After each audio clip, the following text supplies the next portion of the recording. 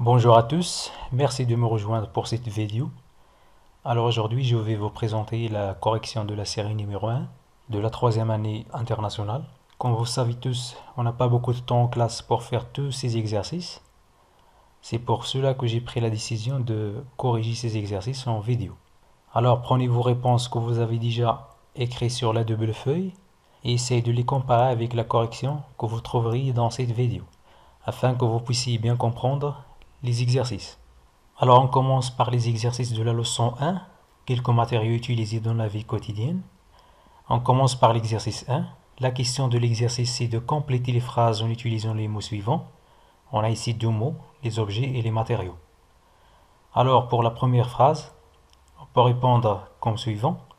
Un objet peut être fabriqué à partir de différents matériaux. On a déjà dit dans le cours que les objets sont fabriqués en matériaux.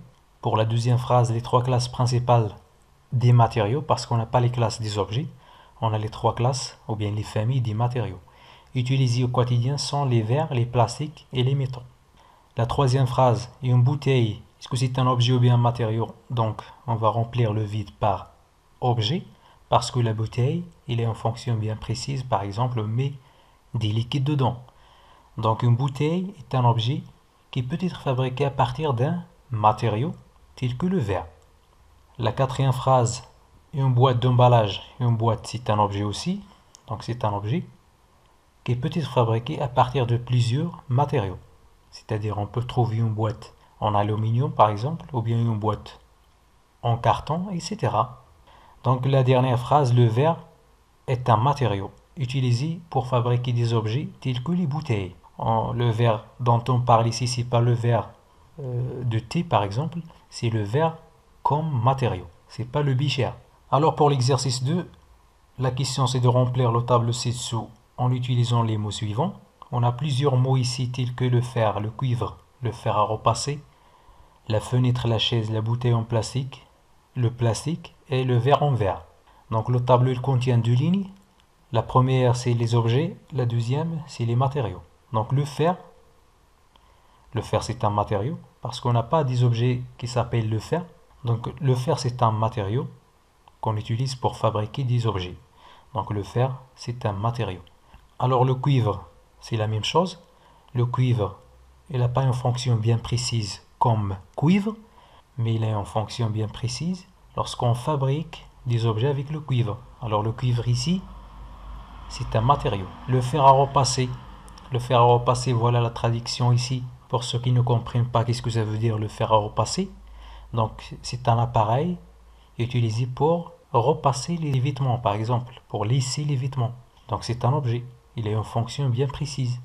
La même chose pour la fenêtre. La même chose pour la chaise. La chaise c'est un objet. La bouteille en plastique c'est la même chose. C'est un objet parce qu'on met du liquide dedans, par exemple de l'eau.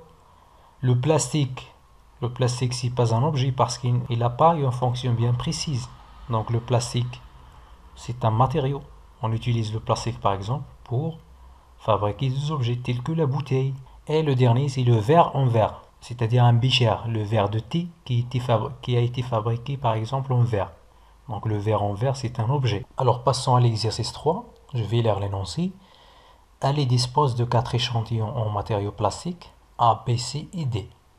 Pour déterminer leur nom, il a réalisé les expériences ci-dessous, ou bien ci-contre, comme vous voyez sur l'image. Alors l'image, elle représente 3 bichères dont on a plongé les matériaux A, B, C, D.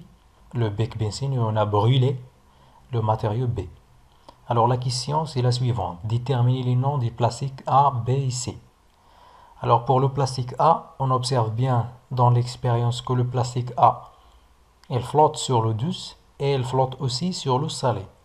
Alors le type du matériau ou bien du plastique A, c'est le polyéthylène parce qu'on a déjà dit dans le cours que le polyéthylène il flotte sur l'eau douce et sur l'eau salée. Pour le plastique B, il ne flotte pas dans l'eau douce, c'est-à-dire il coule dans l'eau douce et il coule aussi dans l'eau salée. Mais lorsqu'on brûle une partie de plastique B, on observe que la flamme du feu ou bien du bec benzène, elle devient verte. Donc on a déjà dit dans le cours que le plastique qui flotte dans l'eau douce et dans l'eau salée, et lorsqu'on le brûle, on obtient une flamme verte, c'est le polychlorure de vinyle, de symbole PVC. Le plastique, si on observe dans l'expérience qu'il coule dans l'eau douce, mais elle flotte sur l'eau salée, c'est-à-dire le polystyrène. Alors nous sommes arrivés à l'exercice 4. Il s'énonce comme suivant. Un fil de connexion est constitué de deux matériaux A et B. La figure ci-contre représente une coupe agrandie de ce fil. Alors lorsqu'on observe bien l'image, il est constitué d'un fil qui couvre trois sous-fils. Un seul fil il est constitué de deux matériaux A et B. Alors la question ainsi, quelle est la couleur du matériau A, à quelle famille appartient-il et quelle est sa propriété électrique? Alors lorsqu'on observe bien le matériau A, on trouve sa couleur est rouge brique. Alors la couleur elle est rouge brique, c'est-à-dire le cuivre, parce qu'on a déjà dit dans le cours que le cuivre il est en propriété de couleur rouge brique. Alors on peut distinguer toujours le cuivre par sa couleur qui est rouge brique. Alors il appartient à la famille des métaux. On sait bien que le cuivre appartient aux métaux. Et il a une propriété électrique, c'est-à-dire il est conducteur à l'électricité, c'est-à-dire un bon conducteur électrique. Pour la deuxième question, on brûle le matériau B. La flamme il est de couleur verte. Donc quel est le nom de ce matériau? Donnez son logo. Alors le matériau B, lorsqu'on le brûle, il donne une flamme de couleur verte. Donc on a déjà dit ça auparavant, c'est-à-dire le polychlorure de vinyle, le PVC. Donc le nom de matériau, on a déjà dit que c'est le polychlorure de vinyle. Son logo, c'est-à-dire son symbole, c'est le suivant. Ces trois flèches se forment d'un triangle. Il a un chiffre à l'intérieur, au centre, le chiffre 3. Le chiffre 3 indique le type du matériau, c'est-à-dire le PVC. Alors pour la question 3, justifier l'utilisation du matériau B, c'est-à-dire pourquoi on utilise le matériau B pour le fil électrique. Alors on utilise ce matériau B pour isoler les trois fils de connexion, c'est-à-dire pour qu'on ne tombe pas dans un court-circuit. C'est-à-dire lorsque deux fils électriques en cuivre touchent entre eux, elles provoquent des dangers électriques, c'est-à-dire un court-circuit. On utilise ce matériau B parce que c'est un bon isolant électrique, il ne laisse pas passer le courant. Le dernier exercice de cette partie, c'est-à-dire de la leçon 1, c'est l'exercice 5. C'est un très facile exercice, relié par une flèche. On a trois métaux ici, le zinc, l'aluminium, le fer, et trois propriétés. La première, c'est la masse volumique. La deuxième, c'est aussi une autre masse volumique. Et la troisième, c'est attiré par l'aimant. On sait bien que le fer est le seul matériau qui s'attire vers l'aimant. Donc le fer attiré par l'aimant. Pour l'aluminium et le zinc, on sait bien que le zinc est plus lourd, c'est-à-dire il a une masse plus grande que l'aluminium. Alors automatiquement, la masse volumique du zinc sera plus grande que la masse volumique de l'aluminium, car l'aluminium, elle est plus léger. Donc ρ égale à 7,13 g par centimètre cube, c'est la masse volumique du zinc.